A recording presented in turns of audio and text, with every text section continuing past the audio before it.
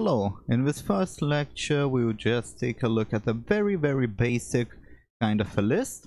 A kind of a list where you don't really need any components. You can simply generate everything on one single page, on one single .razor file. Now, as you might see here, right here we have an object, okay? An object, and we have a model. So the model simply contains three integer values, named CO1 value, CO2 value, and so on. Okay, so we have that. And then on the page creation, we construct a list full of these models. To be more precise, we have 6 entries. Okay, we have 6 entries right here with some randomly inserted values. So we have a little list. Now, in the Blazor, in the actual Blazor part, the part that matters to Blazor specifically, we simply have an if statement, which is very important to have. You always want to have these if statements whenever you have some kind of a collection you need to go through, or do something where you might have some kind of a null exception. You don't want to have exceptions on rendering. It is a big problem. There's really no good way to handle that.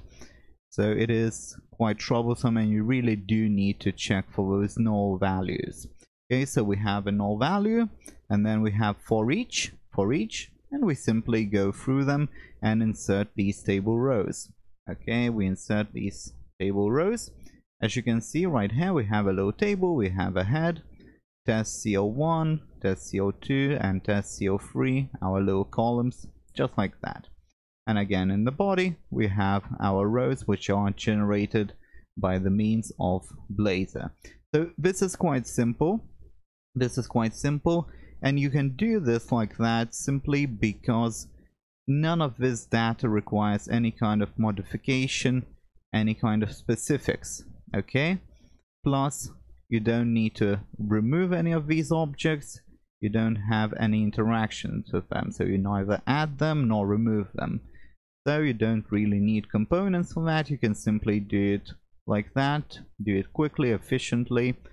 There's no need to create another file, go through component handling and all that other stuff. Okay, so let's take a look in the browser what we get, and we get all the template stuff, and of course our little table generated, test CO1, test CO2, and test CO3 columns, all those values, just like that.